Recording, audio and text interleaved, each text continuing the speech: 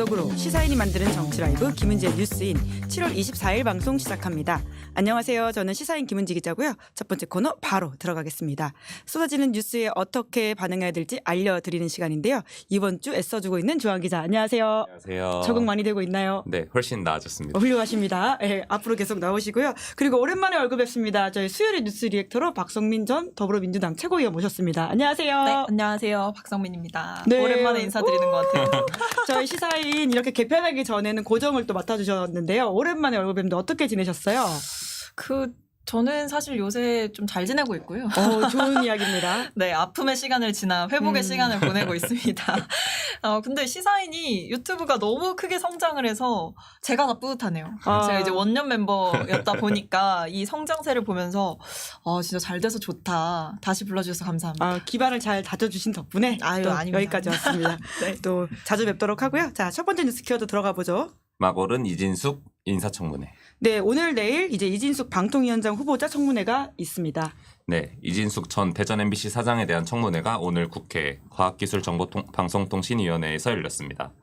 이번 청문회는 이례적으로 이틀간 열리는데요. 최민희 과방위원장은 만약 자료 제출 등이 미비할 경우에 청문회 기간을 더 연장할 수 있다고 공언하기도 했습니다. 오늘 쟁점은 크게 두 가지였는데요. 하나는 과거 이진숙 후보자가 대전 MBC 사장 등 MBC에서 주요 보직을 역임할 때 법인카드를 오남용했다는 의혹이고요. 또 다른 하나는 이진숙 후보자가 페이스북 등에 남긴 과거 발언들인데요. 대표적으로 과거 바이든 날리면 논란 때 MBC를 응징해 주었으면 한다. 광고를 주지 않는 등 방법은 많다라고 한 발언이 있습니다. 이진숙 후보자는 먼저 법인카드 오남용 논란에 대해서는 단돈 1만 원도 사적으로 쓴 적이 없다라고 반박했고요.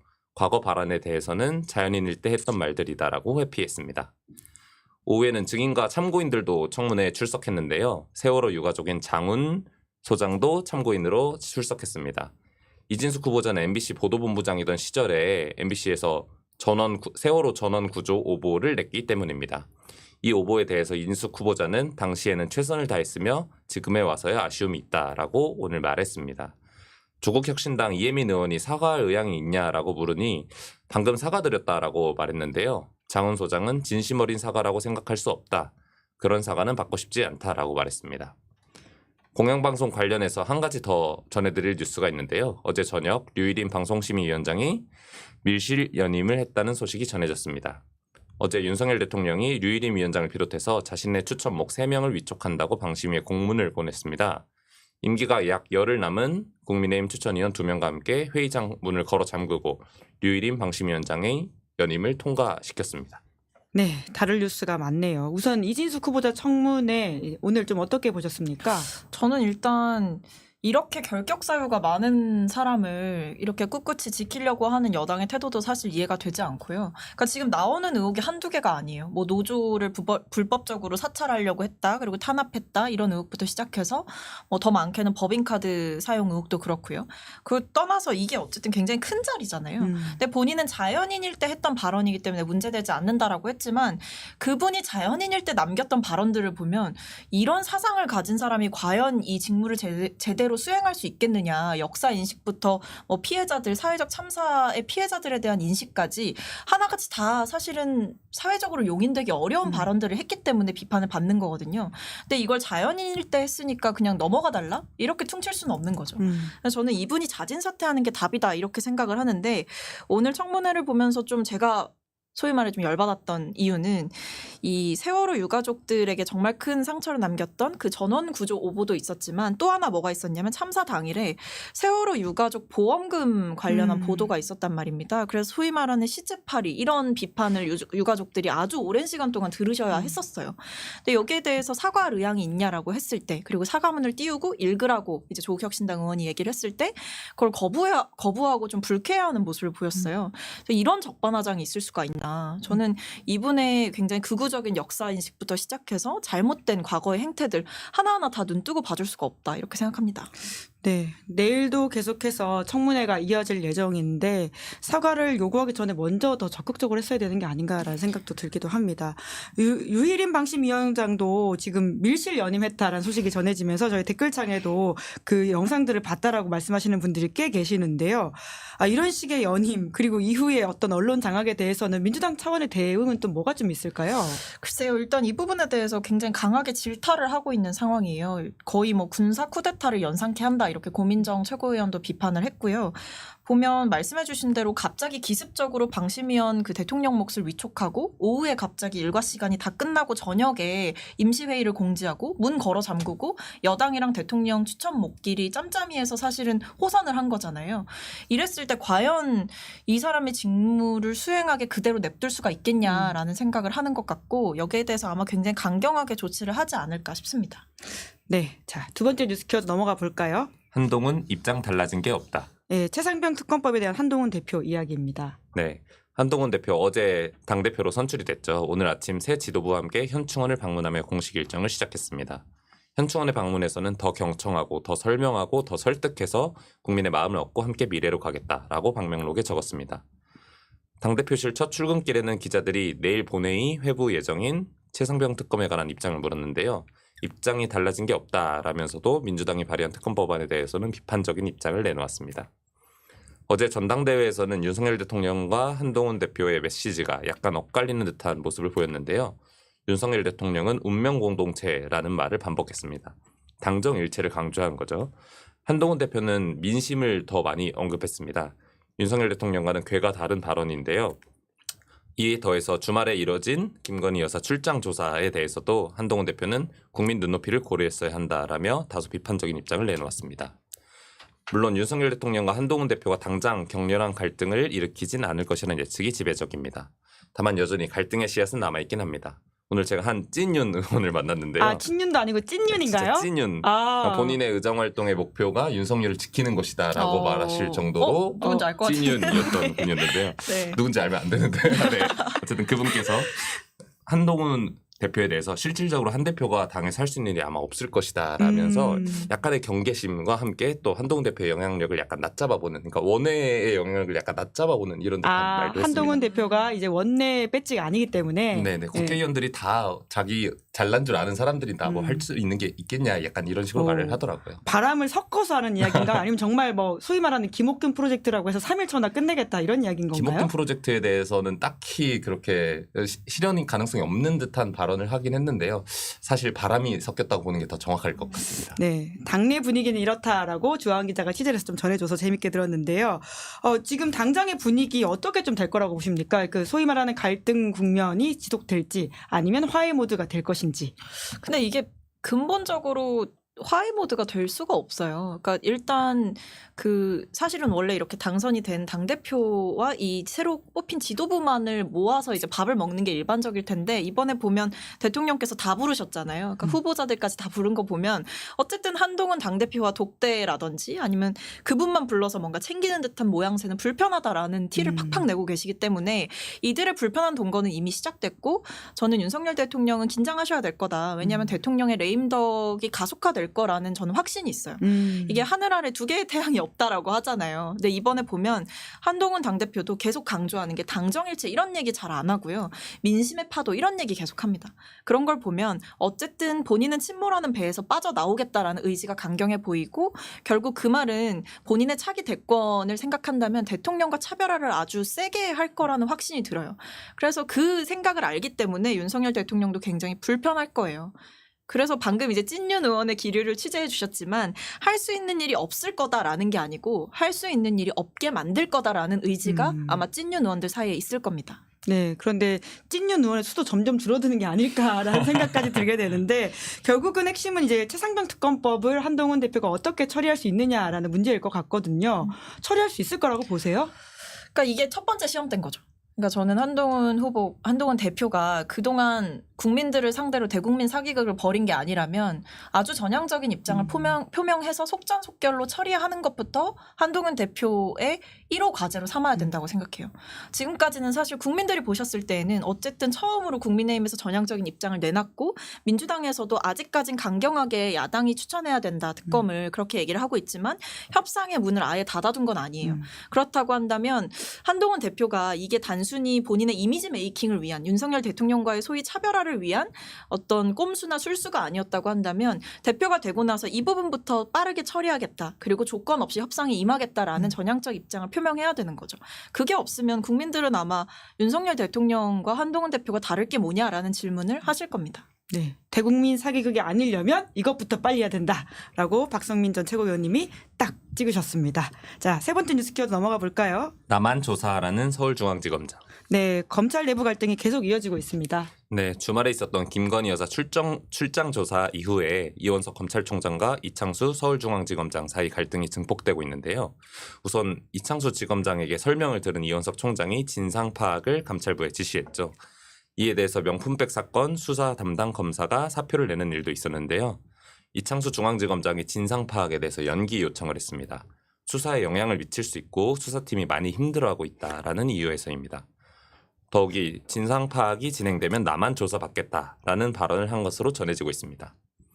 대검찰청 측에서는 이창수 지검장의 연기 요청을 받아들이지 않고 진상 파악을 계속할 것이라는 입장인데요. 다만 진상조사가 아니라 진상 파악이라면서 갈등의 수위를 좀 낮추려는 듯한 발언을 하기도 했습니다. 이원석 검찰총장은 오늘 출근길 기자들이 묻는 질문에 따로 답변을 하진 않고 들어갔습니다. 오늘 오후에 조선일보 단독 보도도 있었는데요. 대검 감찰부장 등이 감찰부가 어제 중앙지검 지휘부에 면담을 요청했는데 거절당했다는 소식입니다. 이창수 중앙지검장은 감찰부 요구에 응할 수 없다라며 반발했다고 합니다.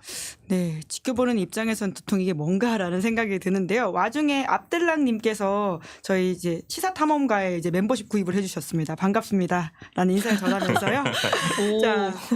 자, 이원석, 이창수 이 갈등 구도가 사실 시민의 입장에서 어떤 의미인가라는 생각이 들긴 하는데요. 어떻게 보십니까?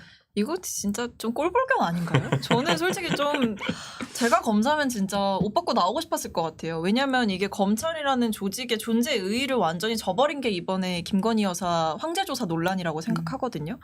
이건 단순히 뭐 서로 간의 자존심 싸움, 감정 싸움이 아니라 검찰이라는 조직의 존재 의의를 완전히 스스로 저버린 사안이었다라고 봐요. 근데 이런 상황에서 우리는 최선을 다했는데 왜 검찰총장 당신은 우리를 보호해주지 않느냐 화가 난다라고 내분을 벌이는 거는 이 검사들이 사리분별을 못하고 있는 거죠. 저는 그래서 이렇게 말씀을 드리고 싶은데 이번 논란을 보고 이렇게 본인들은 최선을 다해서 조사했다라고 얘기하는 것 자체가 국민들이 봤을 때는 도대체 그게 무슨 최선을 다해 조사한 거냐라는 생각이 든다라는 말씀을 드리고 싶고 이번에 보여준 검찰의 그 출장 조사는요. 검찰이라는 조직이 어떤 법의 공정과 정의를 실현하기 위해 존재하는 조직이 아니라 김건희 여사의 김건희 여사를 위한 김건희 여사에 의한 검찰이다라는 것을 보여준 사건이었다고 생각해요. 그러면서 저는 이렇게 하극상을 벌일 일이 아니다. 그러니까 부끄러움을 느껴야 된다. 근데 전혀 그러고 있진 못한 것 같아서 좀 답답합니다. 네. 그리고 이제 조사가 좀 진행되다 보니까 김건희 여사가 했던 이제 진술 내용도 보도가 좀 나오고 있거든요. 뭐 예를 들어서 화장품은 미국 할인마트에서 샀다. 뭐 이런 식의 이야기들이 있던데요. 어떻게 보셨습니까? 신박하네요. 꽤나 창의력이 있는 그런 변명들을 늘어놓고 계신데 사실 예견된 수순이었던 것 같아요. 이미 시나리오를 다 만들어놨고 어떻게 변명할지 어떻게 빠져나갈지 법적인 논리들을 나름대로 세워놓은 것 같고 대표적인 게 그거죠. 행정관에게 나는 돌려주라고 지시했는데 행정관이 내가 까먹었다. 이런 얘기가 나오는 것 자체가 이건 이미 말을 맞춘 거다라는 생각이 들고 결국 조사 장소부터 조사 시기, 조사 내용까지도 김건희 여사 측에서 철저히 계획하고 검찰과 조율했다라는 생각이 드는 대목입니다. 네, 참 여러 가지 생각들이 드는데요. 검찰 이야기는 이따가 또 2부에서도 더 하도록 하겠습니다. 네 번째 뉴스 키워드 넘어가 볼까요? 아빠 찬스로 63배 차익 실현. 네, 이수견 대법관 후보자 딸 이야기입니다. 내일 청문회가 예정돼 있다고요? 네, 장녀에 대한 꼼수 증여 논란입니다. 이 후보자 장녀는 아버지에게 증여받은 돈 등을 합쳐서 2017년 비상장 주식을 매수했고요. 작년에 이 중 절반을 아버지에게 되팔아서 원금 63배에 달하는 3억 8천여만 원 시세 차익을 얻은 것으로 확인됐습니다. 큰 수익을 얻은 만큼 양도소득세도 당연히 납부해야 하는데요. 이 세금 또한 아버지, 그러니까 이수견 후보자의 배우자가 지불했다고 합니다. 이수견 후보자 장녀는 아버지에게 증여받은 돈과 그리고 아버지에게 빌린 돈을 합쳐서 서울시 용산구 어떤 빌라에 갭 투자를 하게 됐는데요. 재개발 단지라고 합니다. 이때 아버지에게 빌린 2억여 원을 불과 1년도 안 돼서 갚았다고 합니다. 여기에 쓰인 게 바로 63배 차익인데요. 결국 주식 차익을 활용해서 부동산 매입까지 성공한 것으로 보입니다. 현재 무직의 만 26세인 이 후보자 장녀의 총 재산은 무려 9억 2천만 원에 달합니다. 대학원생인 이 후보자의 장남 역시 재산이 7억 원이 넘는데요. 장남 역시 과거 6세 때 아버지께 증여받은 돈으로 비상장 주식을 사서 13배가 넘는 차익을 거두었다고 합니다. 결국 아버지께 받은 돈으로 대박 주식을 골라서 재산을 불렸기 때문에 꼼수 증여가 아니냐 하는 논란이 일었습니다. 청문회를 하루 앞둔 오늘 이수견 후보자가 입장을 내놓았는데요. 이 후보자는 탈법, 위법이 없었고 세금도 모두 성실히 납부했다면서도 국민 눈높이에 맞지 않는 측면이 있었다라고 말하면서 배우자와 장녀, 소유, 비상장 주식을 전부 기부하기로 밝혔습니다. 기부 대상 자산 가액은 대략 37억여 원으로 추정됩니다. 네, 하덕이 님이 주하원 기자 똑 부러진다 이렇게 댓글을 남겨주셨습니다. 네, 감사합니다. 그런 말 처음 들어봅니다. 하덕이라는 이름 때문에 지금 관계자가 아니냐는 의심을 살짝 하고 있는 것 같은데요. 자, 훌륭한 이제 뉴스를 전해주셨는데 사실 대법관 그러니까 이번 주 인사청문회 빅 위크임에도 불구하고 워낙 다른 뉴스가 많아가지고 좀 주목을 못 받는 것 같아요. 좀 그런 부분이 있어요. 예, 63배라고 하는 것은 사실 좀 깜짝 놀랄 만한 이슈인데 예, 이거 어떻게 봐야 됩니까? 그러니까 한 문장으로 요약하면 이거잖아요. 19살 딸이 아빠와 주식 거래해서 63배가 되는 시세 차익을 거뒀다. 그러니까 굉장히 어린 나이임에도 불구하고 재산의 규모도 굉장히 어마어마하고 재산을 불린 방식조차도 일반 국민의 상식에서는 그 일반 국민의 삶에서는 생각하기 어려운 방식과 규모라는 점이 지적을 받을 수밖에 없는 거죠. 근데 여기에 대해서 뭐 기부하겠다? 아니면은 뭐 불법과 탈법은 없었다? 세금 다 냈다? 이렇게 얘기하는 것은 사실 이 인사청문회의 의미 자체를 완전히 폄훼하는 게 아닌가. 그리고 본인이 얼마나 이 일반 국민의 눈높이와 멀어져 있는가를 생각해 보셔야 될 것 같아요. 저는 그래서 이분이 과연 이 정도 고위공직에 올라갈 만한 자질과 식견을 갖추었느냐, 그 국민 눈높이를 갖추었느냐라고 봤을 때 완전히 좀 낙제점인 것 같거든요. 더 험한 걸 보시기 전에 본인이 스스로 좀 내려오시는 것이 맞지 않나 싶습니다. 대법관의 권위와 역할을 생각한다면 지금 박성민 전 최고위원님의 말씀을 또 새겨드려야 될 것 같은데요. 또 주한 기자가 시사인에서는 인사검증의 최고봉이지 않습니까? 네. 최고봉 중에 한 명을 꼽힌다고 하겠습니다. 다른 기자도 있으니까. 예. 어떻게 이 뉴스는 좀 원래 좀 살펴봤나요? 네, 사실 이 이수견 후보자 가족의 재산이 어마무시하거든요. 이번에 37억 원 기부한다고 해서 깜짝 놀랐는데 다시 한번 확인해 보니까 이제 가족 전체 재산이 170억 정도여서 사실 이렇게 재산이 많은 후보자를 보면 일단 먼저 구미가 약간 확 당기거든요. 구미가 이거 당긴다. 뭔가 있다 이랬는데 네, 특정 기자의 구미가 당긴다. 이수견 후보자 같은 경우에는 사실 이제껏 고위공직자가 아니었어서 공개된 재산이 없었어가지고 재산 신고를 재산 신고 대상이 아니었거든요. 그래서 이 과정을 다 이제 보기가 좀 어려웠었는데 이번에 의원실과 이제 질의응답 질문 답변을 주고받는 과정에서 이런 전말이 다 밝혀진 것 같습니다. 네, 계속해서 좀 파주십시오, 주한 기자가. 열심히 하겠습니다. 네, 그리고 저희가 박성민 전 최고위원 모셨기 때문에 지금 민주당도 전당대회가 진행되고 있거든요. 어제 네. 국민의힘 전당대회는 끝이 났지만 지금 한참 굴러가고 있는 중인데 상대적으로 좀 덜 주목받고 있는 지점은 있지만 최고위원이 누가 될 것이냐는 관전 포인트 중에 하나일 것 같은데요. 좀 어떻게 보십니까? 그러니까 이게 뭐 사실 주목해볼 만한 포인트는 이제 이재명 전 대표가 소위 말해 좀 가깝다라고 여기는 후보자들이 선전을 하고 있냐 아니냐 그 부분을 좀 재밌게 지켜보시는 분들이 많은 것 같아요. 예를 들면 뭐 예상과는 다른 뭐 정봉주 전 최고의 선두를 달리는 그런 구도라든지 아니면 이재명 전 대표가 생각했을 때 이 사람이 되면 좋겠는데라고 보여지는 사람들이 생각보다 득표가 나오지 않아서 뭐 같이 방송을 하거나 이런 일들이 있는데 어쨌든 굉장히 치열한 거죠. 그래서 이 권리당원들의 표심이라는 게 그리고 투표권을 가진 유권자들의 표심이라는 게 이재명 전 대표의 어떤 뭐 지시나 이런 거에 따라서 움직인다라기보다는 굉장히 종합적인 것들을 평가하는구나를 확인할 수 있는 시간인 것 같습니다. 특히 이게 아무래도 야당이다 보니까 전투력이 있고 인지도가 있는 인사들에게 확실히 좀 믿음을 주고 많이 표를 주는 경향성을 보여서 이 부분이 좀 주목할 만한 포인트인 것 같고 한편으로는 뭐 그동안 국민의힘에서 민주당 전당대회를 굉장히 많이 폄훼를 했는데 저는 나름대로 흥미진진하게 지켜보고 있다 이런 생각입니다. 네, 그럼 정봉주 이제 후보의 선전의 배경은 무엇이라고 좀 보십니까?